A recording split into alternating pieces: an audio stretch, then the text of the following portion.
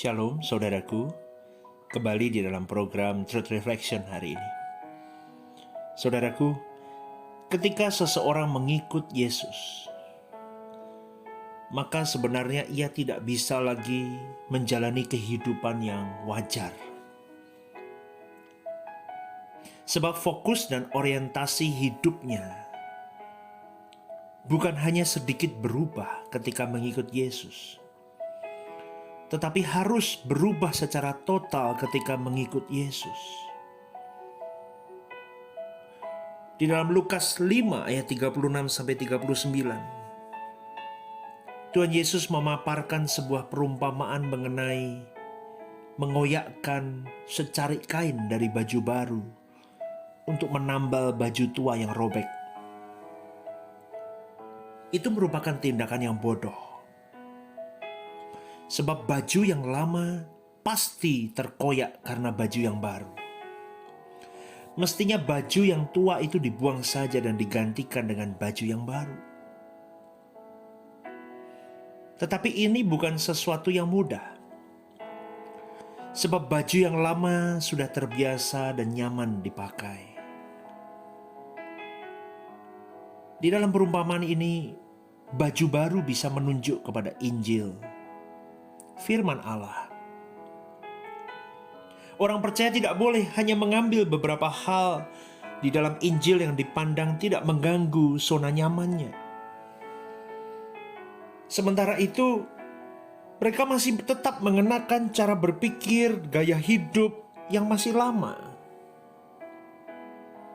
Ini yang terjadi di banyak kehidupan orang Kristen hari ini, saudaraku. Karena mereka tidak mengerti Injil murni yang diajarkan Yesus. Dan meskipun mereka mengerti Injil yang murni, mereka memang tidak bersedia mengenakannya. Tuhan juga mengatakan mengenai anggur baru yang harus disimpan di kantung kulit yang baru, kirbat yang baru. Kalau kulit yang lama disimpan di kulit yang lama, pasti kulit yang lama itu akan terkoyak dan rusak. Saudaraku, kebenaran Injil yang diajarkan Yesus itu sangat luar biasa untuk mengubah dirimu dan diriku. Itu mengoyak semua manusia lama kita dan mengubah dengan sesuatu yang baru di dalam kelahiran baru itu. Kalau seseorang tidak memiliki hati yang siap menerima, maka sia-sialah kebenaran itu disampaikan. Tetap akan terbuang sia-sia semuanya. Inilah yang terjadi di dalam kehidupan di antara kita, saudaraku. Walaupun mendengar firman setiap minggu, firman yang benar, firman yang sejati, firman yang the truth, tetapi tidak berubah hidup kita. Kenapa? Sebab memang hati kita sudah melekat dengan dunia ini. Seringkali kita tidak sanggup memahami firman tersebut secara utuh, secara lengkap. Apalagi mengenakannya dalam hidup ini. Impossible, saudaraku, susah sekali. Seiring dengan hal tersebut, Tuhan Yesus juga menyinggung mengenai orang yang terbiasa minum anggur yang lama, anggur tua. Sehingga mereka merasa tidak enak kalau minum anggur yang baru. Semua ini menggambarkan betapa tidak mudahnya mengubah cara berpikir dan gaya hidup yang sudah dijalani dalam waktu yang lama. Kita memperoleh pelajaran penting, yaitu bahwa kuasa kegelapan berusaha memarkir selama mungkin anak-anak Tuhan, orang-orang Kristen, di dalam cara berpikir gaya hidup anak dunia. Sampai mau tidak mau, saudaraku, atau bahkan sampai tidak bisa lagi berubah. Mengapa mengikut Yesus tidak bisa lagi hidup wajar? Sebab mengikut Yesus berarti hidup dengan cara berpikir dan gaya hidupnya. Inilah yang dimaksudkan oleh Paulus memiliki perasaan dan pikiran seperti Kristus. Ini berarti saudaraku, seluruh cara berpikir kita, semua gaya hidup kita harus benar-benar berubah secara radikal dan drastis untuk menunjukkan ekstrimnya hidup di dalam Yesus. Alkitab menggunakan istilah dilahirkan baru, the newborn, dilahirkan baru. Ini menunjukkan bahwa mengikut Yesus harus benar-benar berkeadaan baru, saudaraku. Tidak ada satu bagian di dalam hidup kita masih hidup kita yang lama, masih kita sisakan. Tidak bisa. Menyedihkan sekali, banyak orang menganggap kalau seseorang sudah ke gereja, menjadi manusia yang bermoral, apalagi baik, apalagi menjadi aktivis gereja rohaniawan, maka dia sudah bisa dianggap menjadi pribadi yang lahir baru.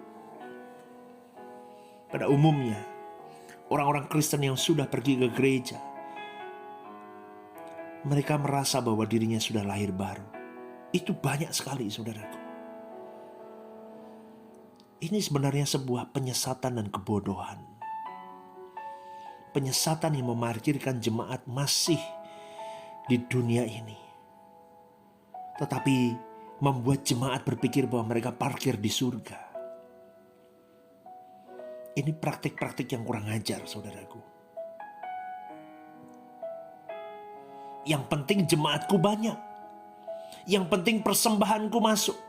Yang penting perpuluhan jalan. Tetapi mereka tidak sungguh-sungguh mempersiapkan kemana kekekalan jemaat itu. Tragis. Ini bahaya sekali. Dan ini sudah menyusup ke dalam banyak-banyak gereja. Saudaraku yang dikasihi oleh Tuhan, betapa bahayanya keadaan banyak orang Kristen hari ini. Hanya orang yang melakukan kehendak Bapa yang tidak tertolak oleh Tuhan. Seharusnya saudaraku, bagi seorang yang mengaku percaya kepada Yesus, maka hidupnya, agendanya, semua plan hidupnya berakhir sudah. Dia menghentikan perahu hidupnya di satu pelabuhan, yaitu Tuhan Yesus. Jesus is enough for me. Tuhan sudah cukup bagiku. Inilah yang dimaksud dengan kelegaan. Aku mendapatkan perhentian dan aku mendapatkan kelegaan di dalam Yesus. Kelegaan di dalam teks aslinya dikatakan sebagai anapauso. Anapauso yang sama dengan artinya dengan perhentian. Aku berhenti di dalam Tuhan. Aku lega di dalam Tuhan. Aku lelah mengarungi hidup ini dengan target-targetku, motivasiku untuk mengenyangkan dagingku. Dan tidak pernah puas. Hari demi hari hidupku semakin serakah. Hari demi hari hidupku semakin jahat. Hari demi hari hidupku semakin membabi buta untuk memuaskan dagingku. Tetapi aku memiliki anapauso, perhentian dan kelegaan, ketika aku menerima Yesus sebagai Tuhan dan Juru Selamatku. Dan aku sungguh-sungguh melakukan kehendak Bapa. Meskipun secara dunia aku tidak memiliki apapun hari ini. Meskipun aku tidak memiliki apapun yang bisa kubanggakan. Tetapi aku puas. Aku lega hidup ini ketika aku berjalan bersama dengan Tuhan. Itu seharusnya yang menjadi passion, tujuan orang percaya di dalam Tuhan, saudaraku. Dalam hal ini kita memang harus belajar dari Yesus untuk dapat memperoleh dan mengalami perhentian tersebut. Lord, I belong to you. Aku milikmu. Itu kalimat yang tidak main-main. Kalau engkau milikku, anakku, seharusnya engkau memiliki penundukan diri yang utuh. Kalau engkau milikku, anakku, lakukan kehendak Bapakku seperti aku melakukan kehendak Bapakku. Berjuanglah seperti aku berjuang melalui via jalan Via Dolorosa. Aku harus berjuang di dalam kekuatanku, mengandalkan Tuhan, mengandalkan Bapakku, di dalam ketakutanku di Taman Getsemani, sampai aku bercucuran darah sekalipun. Aku berjuang. Mana perjuanganmu? Mengiring Yesus. Mana perjuanganmu mengiring Allahku? Mana perjuanganmu menyenangkan hati Bapakku? Adakah kita bertanya dengan sungguh-sungguh dalam hidup kita, saudaraku? Aku milikmu Tuhan. Apakah benar engkau sudah dimiliki Tuhan? Apakah engkau masih memiliki dirimu sendiri? Saudaraku, Tuhan Yesus pernah berkata, belajarlah kepadaku. Tanpa belajar dengan sungguh-sungguh, seseorang tidak pernah mengenal dan mengalami anapauso tersebut. Jadi ternyata saudaraku, untuk memiliki kelegaan dan perhentian di dalam Tuhan, seseorang harus mengalami pertumbuhan rohani yang benar. Semakin dia dewasa rohani, mereka semakin dapat merasakan dan mengalami kelegaan di dalam Tuhan yang sejati. Dunia dengan segala daya pikatnya, dunia dengan segala keindahannya, dunia dengan segala entertainmentnya, bisa kau miliki semua. Tetapi ingat saudaraku, tidak melegakan jiwamu. Hanya Yesus, di dalam Tuhan yang sejati, kita mengalami kelegaan yang sejati, saudaraku. Ingat. Kuasa kegelapan itu berusaha memarkir selama mungkin dirimu dan diriku di dalam cara berpikir kita, gaya hidup kita seperti anak dunia. Sampai engkau dan saya terjerat, terpenjara, dan tidak bisa lagi keluar dari jerat iblis tersebut. Saya sebagai hamba Allah, saya mau mengingatkan kepada setiap pendengar, berjuanglah. Setiap renungan saya akhiri dengan kata berjuanglah, saudaraku. Karena hidup ini penuh dengan perjuangan. Berjuanglah. Berjuanglah segenap hatimu, segenap hidupmu. Apa yang kau kejar hari ini, jangan sampai kau salah memprioritaskannya. Banyak orang mengejar dunia ini. Dia lupa. Saudaraku, 70 tahun, 80 tahun. Saya selalu mengingatkan ini dalam renungan saya. 70 to 80 years old only. Kita tahan di bumi ini. Apa yang kau kejar? Apa yang mau kau kumpulkan? Jangan salah prioritas. Kejarlah kekekalan. Sungguh-sungguhlah di dalam Tuhan, sehingga engkau memiliki kelegaan selama engkau masih hidup di muka bumi ini.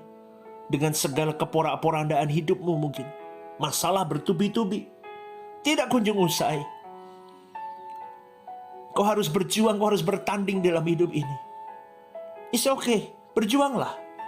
Tetapi ingatlah saudaraku, jerih lelahmu ketika engkau pautkan kepada Tuhan. Kau akan memiliki kekuatan baru. Kau akan memiliki kelegaan baru. Kau akan memiliki damai yang tidak bisa dibeli oleh dunia ini.